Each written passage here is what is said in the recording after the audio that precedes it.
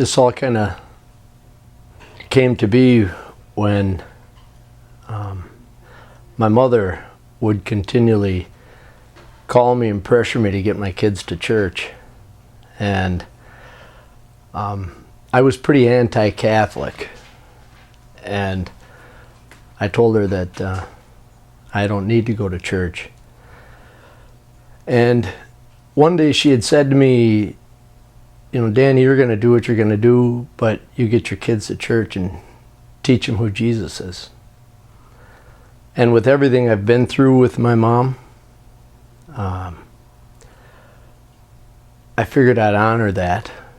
And so I started dropping my kids off at church on Wednesday nights.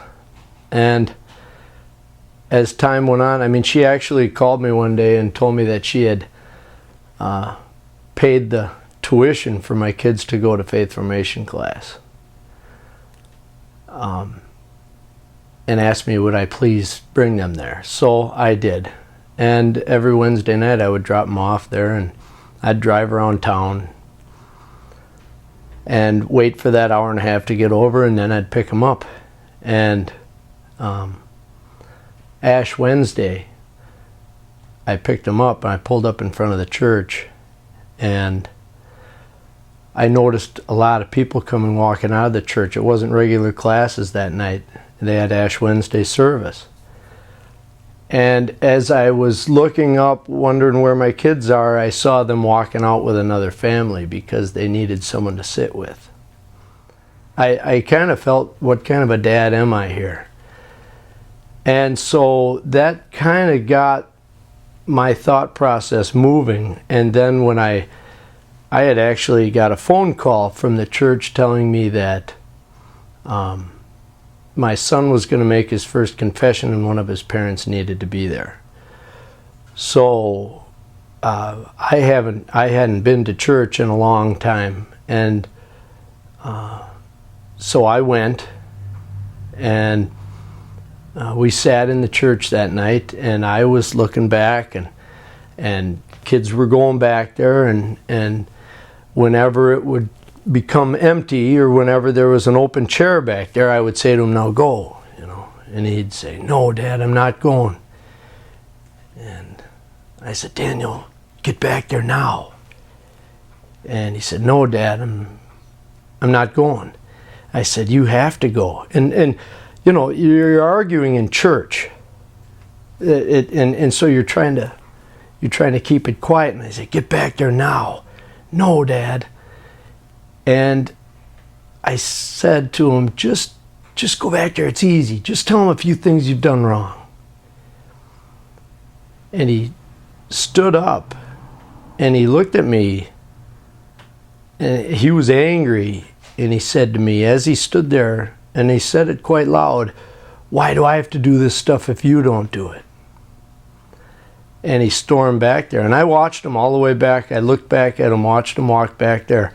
And I wish I could explain to you what a dad is feeling when his son, young son, is, you know, basically telling me, you're just a hypocrite, you know. And I really wanted to go. I was going to say, I'm going to show you, I'll show you, you know. And I stood up a few times to go. And I sat back down because I was sitting there saying, if I go, I'm going to tell everything. And then I thought, no, you can't do that. You can't do that. They'll think you're some kind of nut. You know, they won't ever want you around here again. So all this interior battle was going on, and I couldn't get myself to go. So we went home, and it was a quiet ride home, and for 2 weeks I stewed about that. And to that day that came when I was out chopping wood, and it was a Saturday, and I kept looking at my watch, and I knew confession was at 4 o'clock, and I kept looking at my watch thinking, I'm going to go.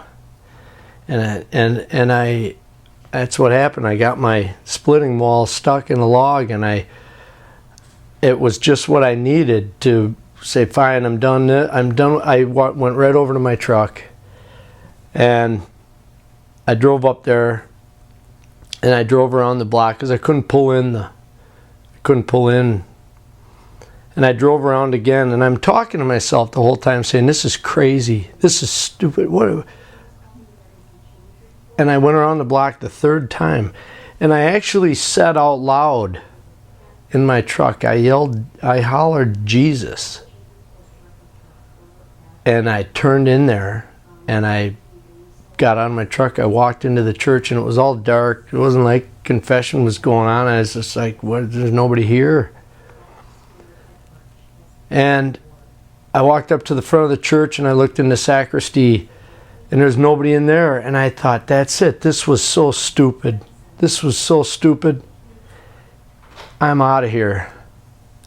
And I turned around, and there was Father Xavier. And he startled me, kind of. And I just looked at him and said, "Do you do confession?" And he kind of looked like, "Well, yes." And I just said, "I need to go." And we went to the back of the church and sat down, and he went and got all his stuff.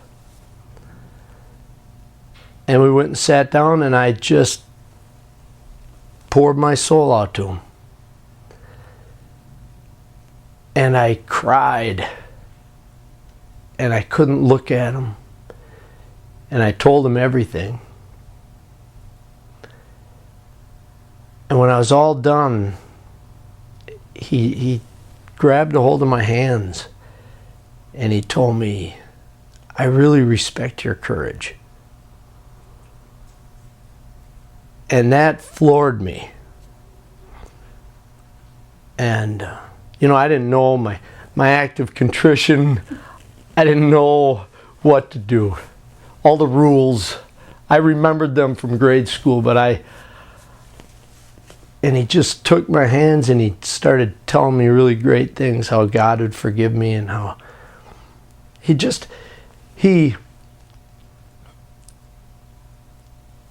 it was like he picked me up and just like dusted me off, and he removed all these black daggers that were poked in my heart.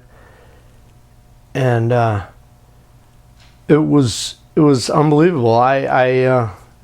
As I told you before, I sang.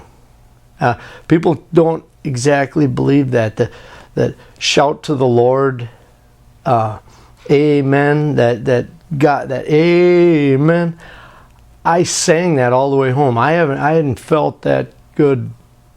And like I say, I couldn't wait. I could not wait till the next time to get to church. That one instance. And so that's kind of was the beginning. My sister Kathy asked me, "What happened to you? Did you get struck by lightning or something?" And yeah, I did. I got struck by lightning.